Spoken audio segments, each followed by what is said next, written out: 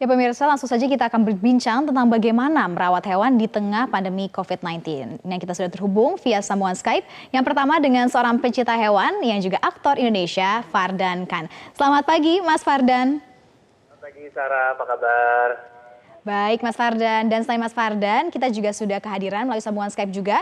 Ini ada dokter hewan yang juga Direktur Rumah Sakit Hewan Pendidikan Fakultas Kedokteran Hewan Institut Pertanian Bogor, Profesor Dr. Hewan Denny Noviana. Selamat pagi, Prof. Selamat pagi, Mbak Farah. Selamat pagi, Mas Fardan. Selamat pagi, Dok. Oke, kita ke Prof Denny terlebih dahulu ya. Pagi hari ini, Prof Denny, tadi kita sudah saksikan di Amerika Serikat, ini ada seekor harimau yang terkena positif COVID-19, Prof. Ini bisa dijelaskan, ini bisa ke harimau, ini memang reseptornya sama seperti manusia kah di kalangan kucing atau seperti apa, Prof Denny? Ya, baik. Terima kasih, Mbak Sarah. Dan jadi begini, sebetulnya memang di COVID atau coronavirus ini memang banyak ditemukan baik pada tentu saja di hewan kesayangan, dalam hal ini adalah di kucing ataupun di ras besar begitu ya. Nah, jadi memang saat ini memang di kucing katakanlah yang juga disebut mewakili kucing kecil lah begitu katakanlah, memang terdapat positif coronavirus. Nah, namun sebetulnya dia memang berbeda dari strainnya gitu ya.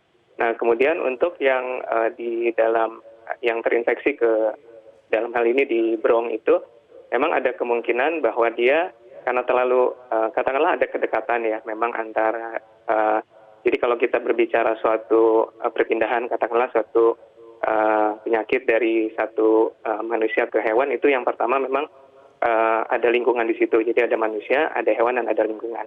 Kita lihat di situ kan interaksinya memang cukup intens antara katakanlah petugas yang ada di situ dengan hewan tersebut. Nah, kemudian karena interaksi yang cukup intens ini memungkinkan adanya perpindahan dari suatu katakanlah dalam ini dari manusia kepada harimau tersebut. Jadi kemungkinan memang disebutnya ada reseptor yang memang disebutnya bisa menerima penyakit yang COVID-19 dari manusia ke hewan.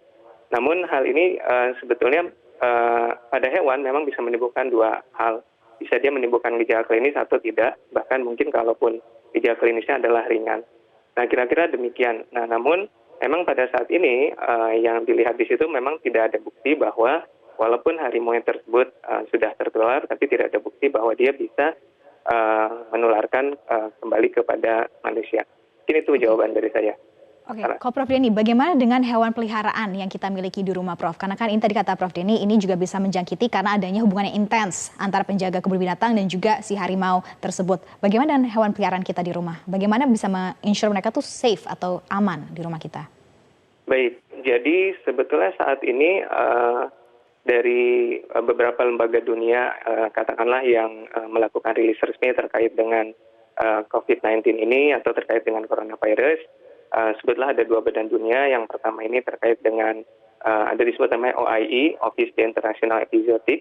OIE ini bisa disebut sebetulnya World Animal Health Organization atau badan dari PBB.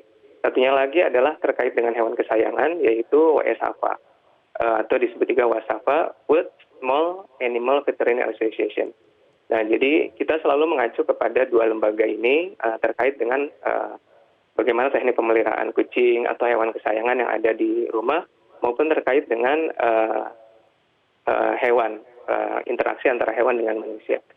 Nah, di rilis resmi yang sudah disampaikan oleh WSAPA tadi atau WASAFA, disampaikan bahwa setidaknya kita ada 4 hal yang bisa kita lakukan.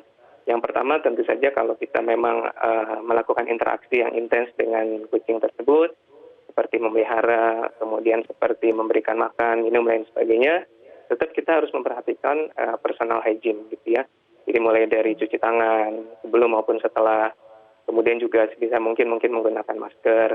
Kemudian juga yang kedua, kalau kita memang katakanlah kita memang ada kecurigaan kita positif terhadap COVID-19 tersebut, maka sebisa mungkin kucing kita tidak dipelihara atau tidak langsung dihandle oleh kita. Jadi bisa membantu atau meminta bantuan dari orang lain untuk menghandle tersebut. Nah, kemudian yang ketiga, sebisa mungkin kucing-kucing yang berinteraksi dengan kita yang ada kemungkinan memang kita positif juga tidak berinteraksi dengan kucing yang lain. Namun secara umum sekali lagi, walaupun saat ini setidaknya ada 2 memang yang sudah disampaikan di dalam situs tersebut. Yang pertama yang ada di Belgia begitu ya, yang kucing yang juga positif interaksi dengan pemilik hewan.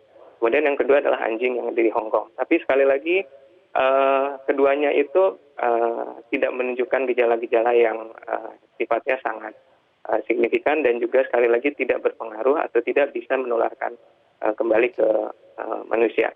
Mungkin ini, jadi kira-kira ya personal hygiene yang penting ya. Harus kita tidak perhatikan. signifikan dan tidak bisa menularkan ke manusia. Coba kita ke Mas Fardan. Mas Fardan sebagai seorang pencinta hewan, bisa kita lihat juga di media sosialnya. Ini ada hewan apa saja sih Mas Fardan dipelihara hingga sehari ini juga? Iya, kebetulan memang aku meliharanya kucing-kucing medium wildcat ya, jadi kucing-kucing yang nggak big, nggak kayak sudah sebesar singa harimau, tapi nggak kecil juga. Jadi ada jenis-jenis karakal, ada African serval, ada Amur leopard cat dan sejenisnya Mbak Sarah. Jadi yang range berat 20 sampai 30 kilo, kurang lebih sebesar citah gitu deh, lebih kecil sedikit dari citah gitu. Nah, ini kan di tengah COVID-19 ini Mas Fardan seperti tadi kita saksikan juga sudah ada harimau yang terjangkit positif COVID-19. Ini Mas Fardan sebagai seorang yang memiliki banyak seperti tadi kucing-kucing eksotis ini apakah ada kekhawatiran dan bagaimana Mas Fardan melihat kondisi COVID-19 saat ini?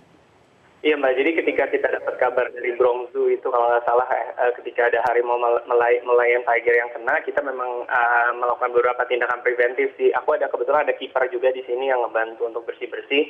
Jadi memang sebelum corona pun kita sudah selalu menggunakan masker saat bersih-bersih. Lalu kita penggunaan desinfektan itu hampir rutin. Jadi ketika terjadinya corona ini kan ada yang bilang bahwa penggunaan pemutih juga bisa tuh ya. Yang 9:1 memang kita selama 4 tahun udah melihara kucing-kucing medium wildcat ini emang itu yang kita lakukan. Jadi menggunakan desinfektan secara rutin. Lalu sekarang mengurangi lebih untuk yang berinteraksi langsung ya, karena yang kejadian di Bronx Zoo ketika Malayan tiger itu kena kan kalau tidak salah dari si pawang yang sudah positif ke si kucingnya, si macannya. Jadi memang kita mengurangi interaksi yang terlalu sering sih saat ini, gitu sih Mbak Sarah. Mengurangi interaksi yang terlalu sering. Seberapa sering Mas Fardan biasanya itu interaksinya dan sekarang perbandingannya berapa lama? Ya kalau dulu misalkan kita sering kayak mainin sehari 3-4 kali, sekarang sih lebih seringnya kiper hanya masuk untuk pas bersih-bersih di pagi dan sore pas ngasih makan. Lalu jaga jarak dan penggunaan masker itu sih Mbak yang lebih penting. Dan mungkin untuk teman-teman yang punya pet anjing ataupun kucing juga dicek ya apakah di kelurahannya masuk ke red zone. Kalau aku kebetulan di kelurahan Kebayoran Lama nih Pondok Pinang masuk red zone. Jadi mungkin bisa mengurangi dulu untuk membawa jalan anjingnya keluar dan sebagainya sih demi menghindari COVID ini. Oke, nanti kita akan bahas lebih lanjut lagi ya Mas Fardan bagaimana tips dan triknya dan juga dengan Profesor juga. Tetapi kita harus terlebih dahulu jeda pemirsa, tetaplah bersama kami di Selamat Pagi Indonesia. Ya pemirsa, kita masih bersama Mas Fardan dan juga Prof Denny. Langsung saja kita tanya ke Mas Fardan. Mas Fardan, sebagai seorang yang juga memiliki hewan peliharaan banyak, ini bagaimana tips dan triknya untuk pemirsa di rumah, terutama mereka yang juga memelihara kucing-kucing seperti Mas Fardan? Nomor satu tadi udah saya bilang bahwa tetap jaga jarak, kurangi intensitas. Terus juga jangan lupa, kalau aku sih selalu memang menjemur kucing-kucingku ya. Karena mereka juga kadang-kadang butuh untuk langsung kena matahari langsung kan. Jadi untuk mendapatkan vitamin D-nya itu. Lalu ada juga kalau dulu kita mungkin sering membeli kebutuhan makanannya, kebutuhan pasirnya gitu di toko-toko, mungkin sekarang bisa menggunakan media online dulu kali, menghindari kita keluar-keluar gitu Mbak Sarah. Jadi aku juga kemarin udah pesan stok makanan kucing dan sebagainya, aku menggunakan online dulu sih gitu. Oke. Untuk mengurangi interaksi dengan orang lain ya Mas Fardan. Tapi ada nggak perbedaan dengan makanan yang diberikan atau mungkin kebiasaannya berjemur lebih lama? Ada nggak perbedaannya Mas Fardan di tengah pandemi COVID-19 ini? Perbedaannya kalau aku sih lebih di intensitas aja sih. Dan biasanya dulu sesekali kita bawa keluar rumah kan ke depan gitu ya sambil jalan-jalan. Sekarang aku selama udah red zone ini aku sama sekali nggak ngeluarin sih. Jadi benar-benar ngejemur pun aku di rumah di loteng. Lalu nggak sama sekali ngebawa dia keluar rumah untuk jalan-jalan sementara ini gitu. Oke. Tapi sejauh ini semua hewan peliharaan Mas Fardan masih dalam kondisi yang sehat ya Mas ya? So far alhamdulillah udah masuk minggu ketiga kan kita ya work from home, jadi kucing-kucing alhamdulillah sehat semua. Oke, baik, alhamdulillah. Nah, Mas Fardan, kita sekarang ke Prof Denny. Prof Denny, apa yang harus dilakukan masyarakat jika mereka memiliki hewan peliharaan, terlepas mau kucing, mau anjing, mau apapun, dan hewan peliharaannya ternyata sakit, apa yang harus dilakukan masyarakat, Prof Denny? Baik, terima kasih. Kebetulan ini saya juga mewakili pemilik hewan karena saya juga pemilik hewan Mbak di rumah gitu ya. Jadi yang pertama kita tetap bahwa harus menjaga interaksi antara manusia tentunya dengan hewan peliharaan. Intensitasnya tadi sudah disampaikan oleh Mas Fardan, itu himbauan yang sangat baik. Jadi mungkin kita tidak terlalu intens dulu interaksi kita dengan hewan gitu ya, itu yang pertama. Baik itu anjing, kucing maupun hewan yang lain. Yang pertama. Kemudian yang kedua, kalau kita memang melakukan interaksi, tadi sudah disampaikan juga tetap menjaga personal hygiene, ini sangat penting baik sebelum maupun setelah kita melakukan pemeliharaan hewan. Pemeliharaan hewan ini artinya luas, bisa kita memberikan makanan, memberikan minuman, mungkin melakukan grooming, lain sebagainya secara mandiri begitu ya. Nah ini juga mungkin perlu kita batasi untuk intensitasnya. Jadi kemudian yang ketiga, sebaiknya juga kita menggunakan masker, apalagi pada saat kita melakukan interaksi dengan hewan, apalagi mungkin katakanlah pada saat kondisi kita mungkin sedang batuk, lain sebagainya. Nah ini juga untuk mencegah kemungkinan adanya tadi ya, walaupun juga masih belum dapat dipastikan dengan jelas adanya kemungkinan interaksi atau perpindahan infeksi dari manusia ke hewan atau bahkan sebaliknya. Ini yang ketiga. Kemudian yang keempat, tentunya saya yakin sebagai pemilik hewan bisa mengenali gejala-gejala hewan yang sehat gitu ya, yang sakit dan sebagainya.